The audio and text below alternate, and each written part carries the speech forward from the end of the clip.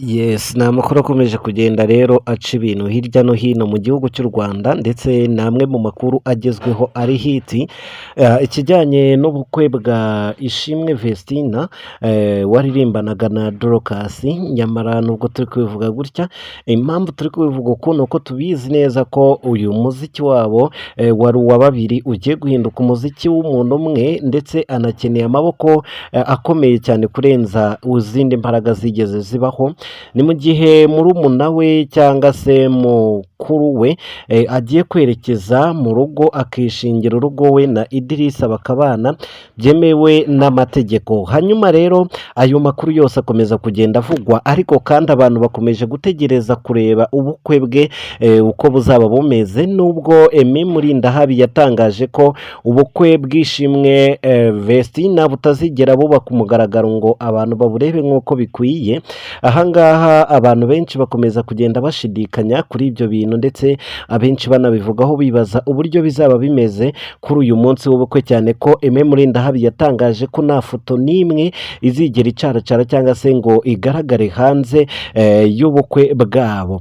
Ikindi kandi amavideo akomeje guca ibintu kuri Instagram ndetse na TikTok n'amavideo ya Emeline. Iri cupa rya Heineken buri wese uri kuribona muri kino gihe azi guhita ribyaza umusaruro akaritandukanya no kuba ari icupa, ahubwo agahita amenya ibyaryo. Ese rino cupa weho urarizi? Icyo nakubwira cyo ni uko abagerageje gukoresha rino cupa rya Heineken bamaze gutabwa muri yombi, ndetse harimo kuba umuyobozi wa Heineken ashobora gushinja ibyaha bikomeye cyane, guharabika ikinyobwa kinywebwa na rubanda rusange hirya no hino ku isi, bakaba baragisebeje bagikoresha icyo butagenewe. Urumva ko rero uyu mwana w'umukobwa ashobora kuba yarabyitaga imikino, nyamara bikarangira bimukomeranye cyane akagera kure. Ubu ngubu rero akaba yaramaze gucakirwa n'ubugenzacyaha RIB ndetse n'abo bakoranye muri bino bintu byose. Biravuga ko umukobwa bita DJ Brian nawe yamaze gutabwa muri yombi, cyane ko mu gihe hakoreshwaga rino cupa humvikanye amajwi bavugamo na DJ Brian, aho uyu mwana w'umukobwa witwa Emeline ubwo yakoreshaga icupa mu buryo butagenewe, ubwo yisambanyaga akoresheje icupa rya Heineken. Byatangajwe yuko yigeze kumva amajwi yo avuga ngo ndakurega kuri DJ Brian. Ibyo byatumye DJ Brian nawe rero inzego zishinzwe iperereza zimujyana kugira ngo zimenye neza inkomoko y'ibi byose. N'abakobwa benshi barenze umwe ndetse n'abasore bagera kuri babiri bari bari muri iyo nzu ubwo rero Emeline yakoraga ibi byaha byo gukoresha icupa. Abantu benshi bakomeza kubaza ikibazo bagira bati ese ko icyo cyumba cyari kirimo n'abasore, kubera iki abo basore atari bo babikoreye Emeline bikarangira akoresheje icupa? Ibyo byo mwabisobanura gute? Ibyo byose turakomeza kugenda tubiganiraho ndetse nanabibasobanurira kugira ngo mumenye imva n'imvano yabyo uko byagenze, kugira ngo Emeline yisange ari gukoresha icupa. Ubundi bamwe mu bahanga bavuga yuko Emeline ndetse n'abari abakobwa bari basanzwe bakoresha amavideo y'urukozasoni, ariko bakayohererezanya muri gurupe, ngo ni gurupe basinze y'itsinda ryabo rikoresha nyine ryoherezamo amavideo nk'ariya. Sinzi ngo iyo gurupe imaze iki, ariko ni agatsiko k'abakobwa bakoraga ibyo bintu, ndetse bakagerageza kuba bashyira hanze amavideo yabo bambaye ubusa cyangwa se bari gukora ibintu by'ibishitani kugira ngo abantu babashe kubasura cyangwa se no kubakurikirana.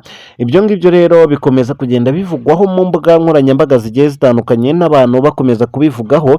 Abo bakobwa rero nyuma y'uko umukuru w'igihugu Perezida Paul Kagame avuze ko batambaye ubusa hariya ku mubiri gusa, ahubwo bambaye ubusa no mu mutwe, bukeye bwaho ntibyamaze iminsi bahise batabwa muri yombi.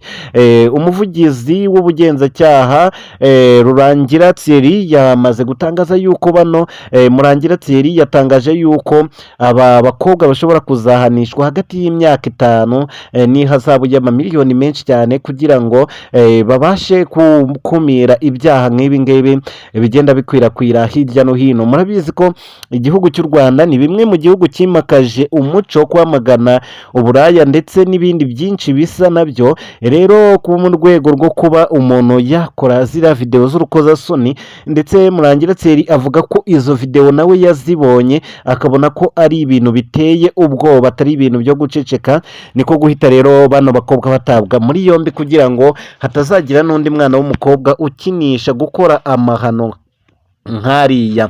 Urumva ko rero iya ni amakuru aba ari gukwirakwira imihanda, ni amakuru aba ari kugenda avugwa.